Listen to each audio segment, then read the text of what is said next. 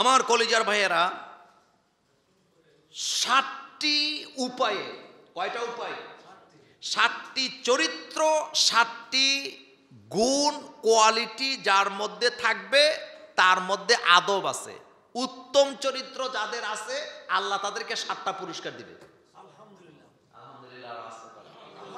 কয়টা? কয়টা?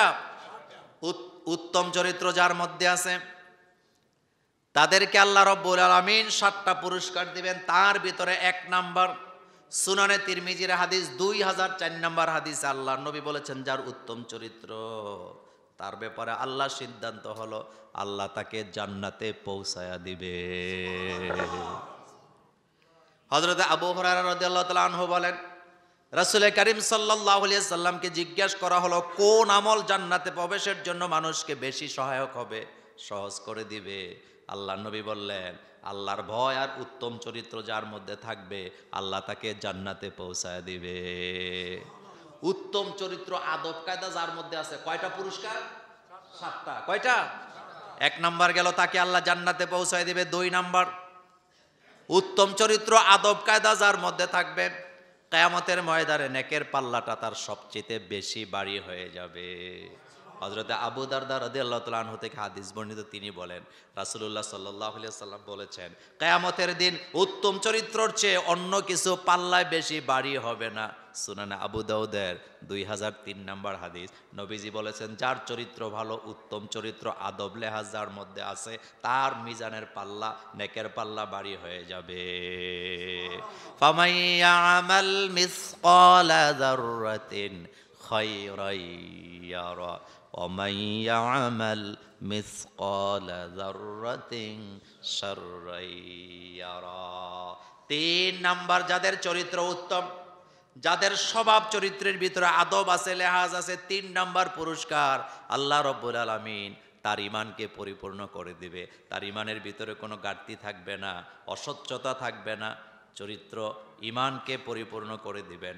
হযরত আবু হুরায়রা রাদিয়াল্লাহু তাআলা আনহু থেকে হাদিস বর্ণিত, তিনি বলেন রাসূল কারীম সাল্লাল্লাহু আলাইহি সাল্লাম বলেছেন ঈমানের হিসাবে সর্বোত্তম মুমিন সে ব্যক্তি যে ব্যক্তির চরিত্রের মধ্যে আদব কায়দা আছে। জোরে কোন সুবহানাল্লাহ।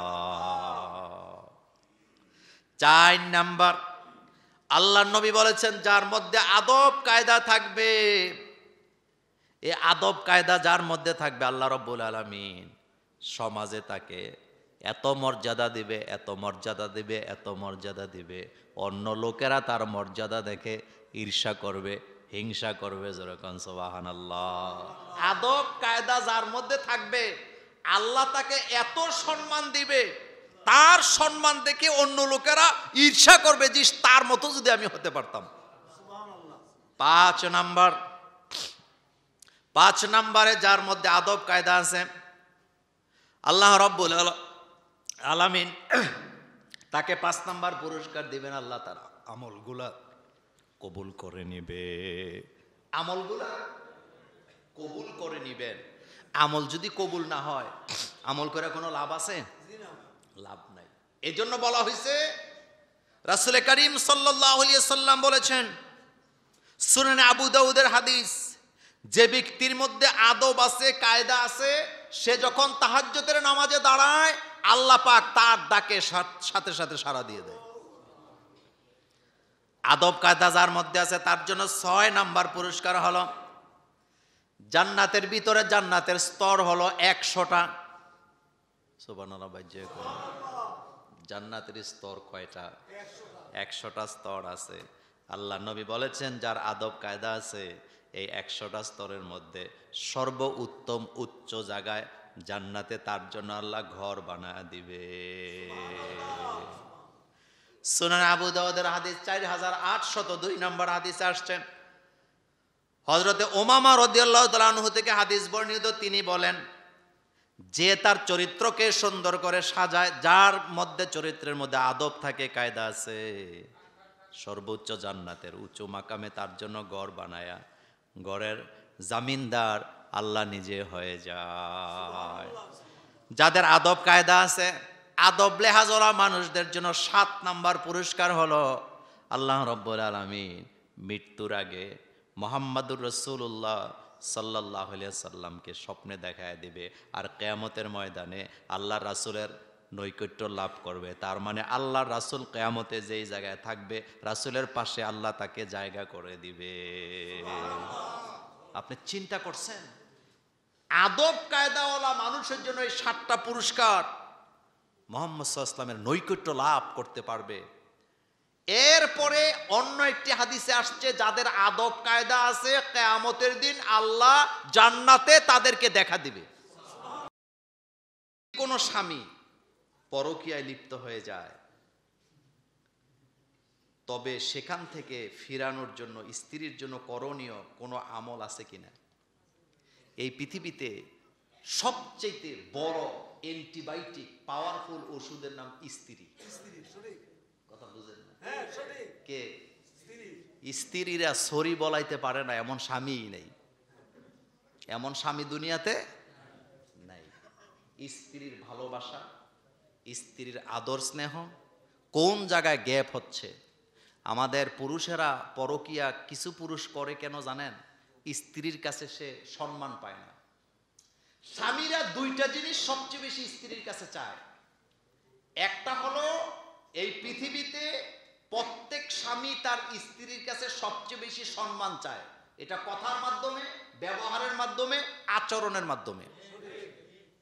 আরেকটা হলো, প্রত্যেক স্বামী তার স্ত্রীর কাছে আরেকটা জিনিস চায়, আর সেটা হচ্ছে যে স্বামীর যেই পছন্দ অপছন্দ, এই 2টা জিনিস যে স্ত্রী প্রাধান্য দিবে, ওই স্বামী কখনো তার স্ত্রী থেকে বিমুখ হবে না। আমাদের মা বোনেরা এই জিনিসটা ফাইন্ড আউট করতে চায় না, এজন্য স্বামীরা অন্য নারীর দিকে যায়। রাসূল করিম সাল্লাল্লাহু আলাইহি সাল্লাম বলেছেন, তোমরা যে সমস্ত পুরুষেরা পরকীয়া করো, মনে রাখবা তোমার স্ত্রীর মধ্যে যা আছে অন্য নারীর মধ্যে তাই আছে, বেশি কিছু নাই, কিচ্ছু নাই, বেশি কিচ্ছু নেই। এই আলতাসনো পাউডার দিকে পাগল হইও না, এটা তোমার স্ত্রীর কাছেও আছে, ওখানে যেও না। আবার স্ত্রীদেরকে বলছে, খবরদার স্বামীকে বাদ দিয়ে অন্য পুরুষের কাছে যাইও না, কারণ তুমি যেই পুরুষের প্রতি আসক্ত হচ্ছ, তোমার স্বামীর কাছে যা আছে ওই পুরুষটার কাছে তাই আছে, বেশি কিছুই নাই। তাহলে স্ত্রী তার পরকীয়া থেকে স্বামীকে বাঁচাবার জন্য কাজ করবে 3টা। বলেন কয়টা? প্রথম কাজ হলো আল্লাহর কাছে দোয়া করবে। 2 নম্বর কাজ হলো স্বামীর পছন্দ অপছন্দকে গুরুত্ব দিবে। আর 3 নম্বর কাজ হলো, বাদশা সুলেমান হোক আর অমুক হোক তমুক হোক, আর আপনার স্ত্রী যদি রিক্সাও চালায়, আপনি আপনার স্বামীকে বাদশার চাইতে, ক্ষমতাধর নেতার চাইতে সবচেয়ে বেশি সম্মান করবেন সব সময়। আপনি ডাইরেক্ট বলবেন, আমার স্বামী বাদশা সুলেমান।